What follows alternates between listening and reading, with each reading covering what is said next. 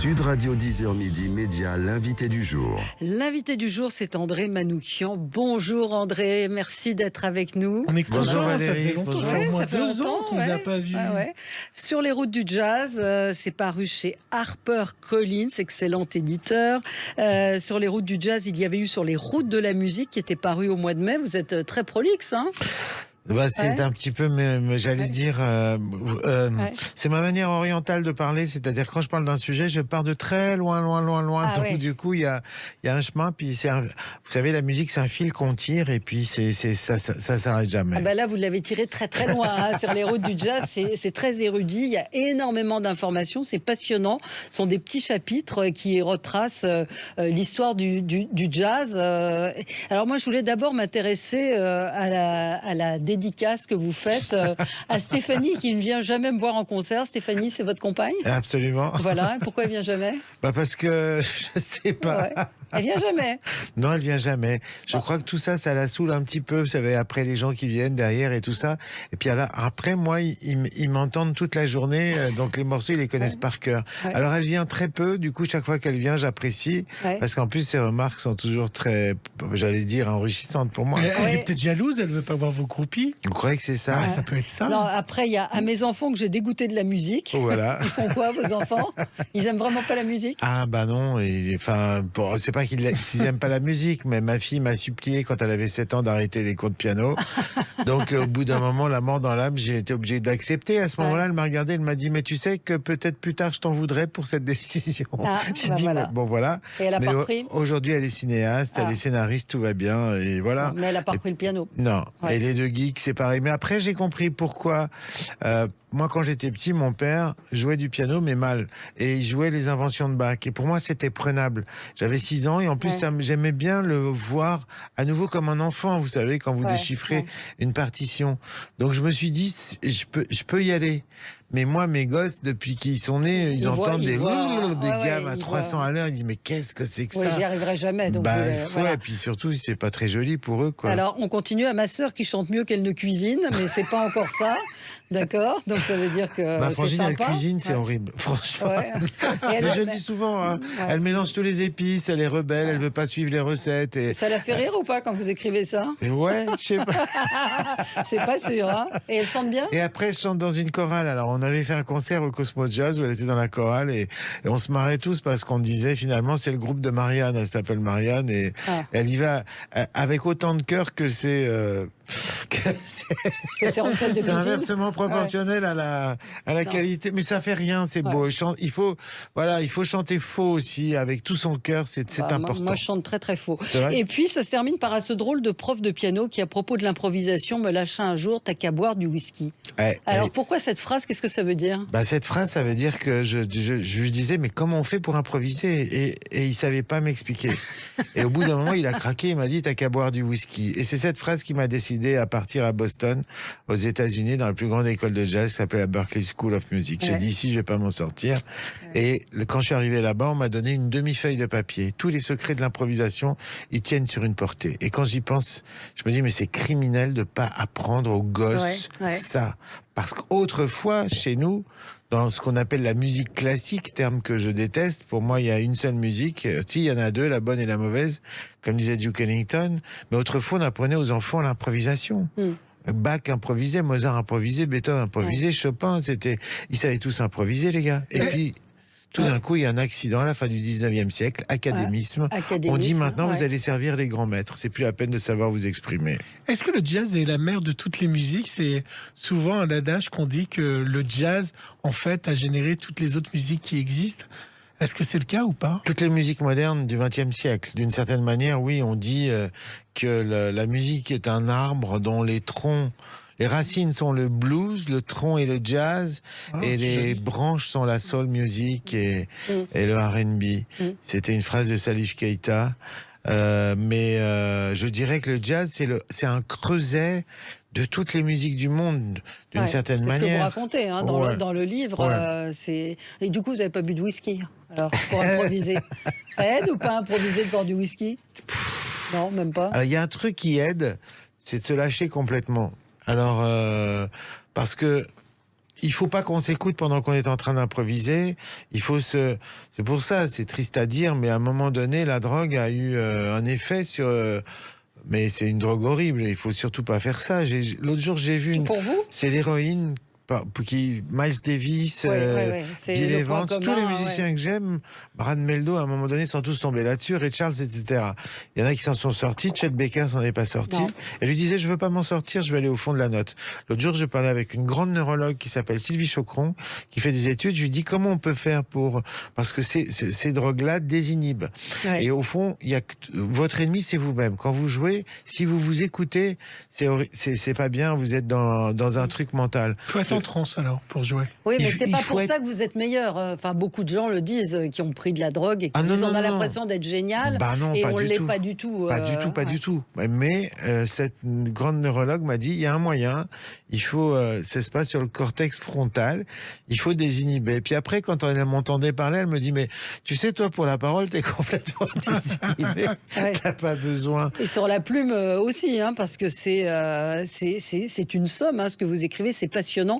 Moi, ça m'a donné le premier, la musique des voyelles, m'a donné envie d'aller à Addis Abeba, hélas. C'est On pas ne le peut moment, pas, on ne hélas. peut pas y aller, mais ce que vous décrivez est absolument fascinant sur ces concerts qui durent des heures, où on chante des voyelles pendant de manière indéfinie. Exactement. On a interdit ça dans l'Église occidentale à partir du 15e, 16e siècle, parce que autrefois on faisait des mélismes Ouais. sur les voyelles. Et là, des mélismes, c'est-à-dire C'est-à-dire d'accord. voilà, sur le A, vous délirez pendant des plombes. Et là, on est rentré dans cette église, c'était avec Tété, à la cathédrale d'Addis Abeba. Vous rentrez, vous restez 3 minutes, vous êtes défoncé. Je dis, mais qu'est-ce qui se passe? Ouais. Les hommes à gauche, les femmes à droite, tous avec des châles blancs. Et le guide nous dit, bah là, ils sont sur le A de Alléluia, Ouais. et ça va durer 20 minutes. Ouais. Ensuite, tu vas attaquer le E, Ça va le durer I, 20, le ouais. O. Et du coup, c'est une transe qui est magique. Et moi, ça m'a rappelé une phrase de Platon qui parlait du chant magique des voyelles dans les temples égyptiens. Et tout d'un coup, je me suis dit, bah évidemment, l'Éthiopie, c'est au sud de l'Égypte, et voilà, quoi. Ouais. Alors Valérie, moi je vous propose de faire une petite pause musicale avec le groupe, votre quartet en 2016 qui s'appelait Monk. Et alors vous voilà au piano en train de jouer du jazz.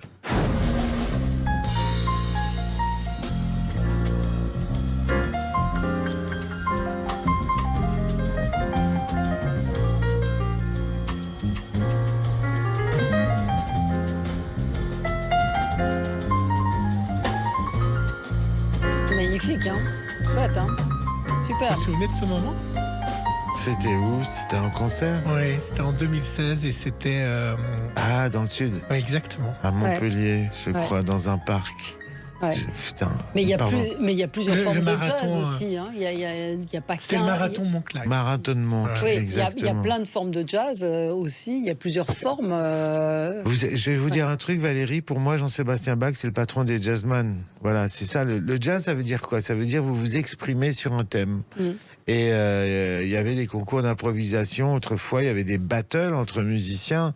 C'est un peu ce que je raconte dans ce Ouais, ce que vous bouquin. racontez. Ouais. Et avec Jean-François Zigel, qui est un pianiste classique, Formidable. on fait des concerts tous les deux en duo d'improvisation totale. On ne sait pas ce qu'on va jouer, ça dure 2 heures. Les gens sont ravis, c'est de la vraie musique. Simplement, on est dans un dialogue. Voilà, Valérie, pour moi, ce que c'est que le jazz, ça nous permet d'avoir une conversation. Voilà, nous trois ici. Imaginez qu'on ne sache pas improviser. On serait tous les trois obligés de lire le texte que quelqu'un d'autre aurait écrit pour nous. C'est Ouais. comme ça qu'on a rendu les musiciens classiques. Ouais. Quand sur ma route, je rencontre des formidables concertistes, puis qu'à la fin, on nous demande d'aller saluer, puis que le gars, il me dit, je suis incapable de faire une improvisation sur Au clair de la lune, ça n'est pas normal. Parce que Rachmaninoff, que tu viens de jouer, lui, il savait faire. Ouais, ouais. Alors comment ça se fait qu'on a arrêté? Mais ce que vous expliquez dans le prologue, c'est que vous dites ce sont des enfants d'esclaves qui nous ont sauvés de cet académisme. Et c'est ça le jazz en fait, c'est que ça a cassé complètement cette espèce de rigueur et d'académisme qu'il y avait dans la musique. Exactement. Chaque fois qu'on essaye de contraindre la musique, elle trouve des moyens de s'échapper. C'est un peu comme l'eau, vous savez. Et là, elle a traversé l'Atlantique et puis c'est devenu le jazz. Mais, C'est la même chose en peinture avec l'académisme. Les impressionnistes se sont barrés et puis ils ont fait cette œuvre incroyable. vous savez d'où ça vient le mot jazz? Non. Alors, il va vous le raconter, parce que je l'ai appris, moi. Alors, on est dans Ouais. les maisons de joie de la Nouvelle-Orléans et parfois les cocottes sont vexées parce que les garçons restent. Le pianiste joue tellement bien que les hommes oublient ce pourquoi ils sont venus. Donc, elles descendent pour les allumer avec un parfum, c'est du jasmin et elles disent Jasmine, Jasmine. Et les premiers disques de jazz, en réalité, on disait jazz, J-A-S. Ouais. Et puis de jazz, c'est devenu jazz. Vous racontez, aussi, vous faites le portrait d'un certain nombre de jazzman, Louis Armstrong par exemple. Ouais. Moi j'ai appris qu'il avait appris le jazz, enfin, appris la musique en prison. Exactement. C'est dingue. Ouais, et attendez, non seulement en prison, mais c'est surtout grâce à sa famille d'accueil, qui était une famille de juifs russes, qui disait on va l'aider ce gamin, et puis il lui offre un cornet à piston. Exactement, et c'est là, et il va apprendre en prison. Et c'est mieux qu'il ait fait la prison tout de suite, comme ça après il était peinard. Après il était peinard, il y a les bordels de Storyville aux gangsters de Chicago, il y a la racine c'est le blues, le tronc, le jazz, les branches, la soul, ce que vous disiez.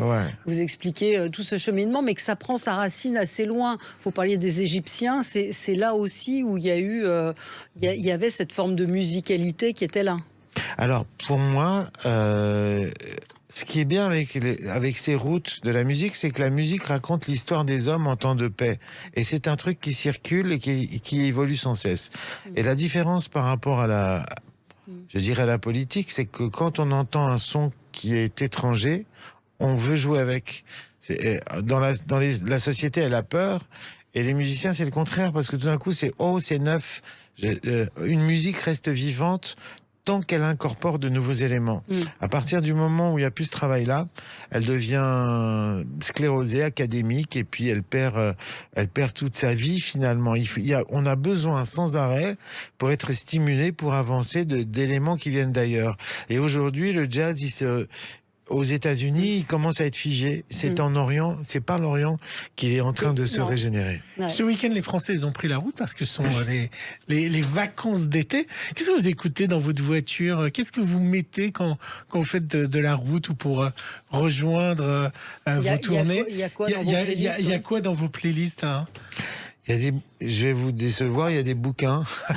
Ouais, mais pas quand vous conduisez. Si, des disques bouquins. Ouais. Le Des dernier, audiolivres, non. Si, c'est Jean-Christophe Ruffin qui m'a filé un de ses bouquins qui a été lu et tout. Et ça, j'adore parce que c'est des histoires. Parce que pour moi, le jazz, c'est une histoire. Et je vous avoue que c'est difficile parce que j'ai plus plus vraiment de playlist. Et au contraire, pour moi, c'est me laver les oreilles. Je vais même vous dire qu'avec Jean-François Zigel, que je citais tout à l'heure, quand on rentre dans un taxi tous les deux, le premier truc qu'on demande au taxi, c'est d'éteindre la vous radio. pouvez éteindre là, parce qu'on a besoin de virginité pour se laver un peu les oreilles. Et puis une petite question média, parce qu'on est dans la partie média de l'émission. Est-ce que vous allez continuer votre émission sur France 3, sur l'histoire des chansons? Oui, la vie secrète des chansons. J'adore. On a repris là, on a une série de 10-12, 4 inédits, et puis 6 reprises, et puis voilà. Il va y avoir quoi dans les inédits? Il y a eu quoi dans les inédits? Il y a eu l'Amérique, il y a eu la dernière interview du regretté Patrick Juvet. Et je vais vous dire un truc, à chaque fois que je fais ça, moi je tombe un peu sur les fesses, parce que voilà, ma musique, on le sait, c'est le jazz, mais quand j'interviewe ces grands chanteurs de variété, je m'aperçois que lui, c'est un super pianiste. Qu'il faisait des accords de dingue, que c'était Jean-Michel Jarre qui lui faisait ses textes, qu'il a des mélodies qui sont folles. Donc tout d'un coup, ces gens, on les voit tellement, ils font partie de notre inconscient. Quand on était gamin, on les voyait à la téloche et tout. On oublie à chaque fois leur dimension de créateur.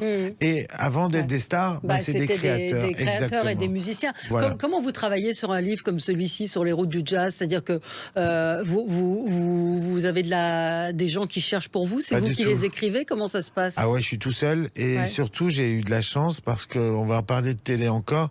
Il y a 12 ans, avec Tété, on a fait une série de documentaires pour France 5. Très belle chaîne que je salue au passage, qui s'appelait Tété ou Dédé. Et on était parti faire le portrait musical de grandes villes. On a commencé avec New York, San Francisco, Miami, musique latine, la Nouvelle-Orléans, et là c'est le choc. Donc tout ça, Et tout, mais sauf qu'on les interviewait, les musiciens, et c'est là que je me suis rendu compte sur place de la Nouvelle-Orléans. J'ai dit, il faut qu'on aille à Cuba. De Cuba, j'ai dit, il faut qu'on aille en Afrique. Voilà. Et Et ça a été un c'était parcours. voilà le fil, quoi. Ça vous fait rire quand Laurent Gérard vous imite ou pas? Ah, j'adore. Do, ré. Moi, ça me fait beaucoup rire, mais ah ouais, mais je vois que ça vous fait rire. Ouais, ouais. Faut que je l'appelle, mince. Ouais. Faut pour lui dire à quel point ça me réjouit, mais j'ose pas trop. Vous lui avez dit que ça vous faisait rire Mais ou pas? Vous grave, j'ai connaissez, rencontré ouais. son auteur qui m'a Ouais. dit, écoute, t'es un personnage génial, on se régale avec toi. Je dis, bah, dis-lui que j'adore et tout. Et voilà. Ah ouais, ouais, Le c'est- gars avec la c'est- voix défoncée qui est complètement Voilà. à côté et tout. Do, voilà, Ouais, ré, c'est ré, ça. il prend à chaque fois la note. Puis il a bien votre voix, hein, Ouais. il est assez doué. Non, non, je suis fier, je suis fier. En tout cas, on est ravis de vous lire sur les routes du jazz. André Manoukian, c'est chez HarperCollins. Et Ah, puis, c'est le livre de l'été. Hein. voilà. Prenez-le sur la plage. Non, mais c'est vrai. Oui, c'est oui. vrai. Puis il y avait sur les routes de la musique aussi, à la recherche des notes qui s'aiment. C'est passionnant. C'est un voyage dans le temps, dans l'histoire de la musique. Vous auriez pu mettre une petite bande son. Remarquez qu'on le fait soi-même. Hein, Ah oui. oui. Non, c'est pas mal. Bonne idée, je Le dis jour- ça la prochaine le- fois. le- mais vous pouvez Avec le des faire. petits conseils Mais musicaux. vous pourriez le faire parce qu'on a reçu la semaine dernière l'ancien DJ du Bus Palladium et son livre. Il y a énormément d'anecdotes avec des chanteurs et je lui dis c'est dommage parce que j'avais envie d'écouter. Et il me dit mais il y a une liste sur Spotify qui répertorie les chansons qui sont dans le livre. Donc vous pourriez faire ça. Bonne idée. Valérie, c'est noté, je vais l'appeler C'est la noté. liste Valérie. La liste Voilà, Valérie. non, La non, liste la liste experte. Non, mais faites-le sur les routes du jazz Bah ouais. et vous mettez, Bien vous faites sûr. une playlist, c'est formidable. Absolument. Et dernière chose, même si on est un peu en retard, les clubs de jazz, ils ont tous disparu. Ça n'existe Non, plus. non, Non, il y non, en a. non, il faut y aller, On a de la chance Les d'être le pays où il y a festivals. le plus de festivals. Mm. Donc allez-y cet été. Et les clubs de jazz, il faut y aller, il faut les aider. Il y en a qui sont au chapeau et tout ça. Et c'est là que ça se passe, c'est là que ça continue à se passer. Allez, merci André Manoukian, merci à vous. On se retrouve dans un instant sur Sud Radio.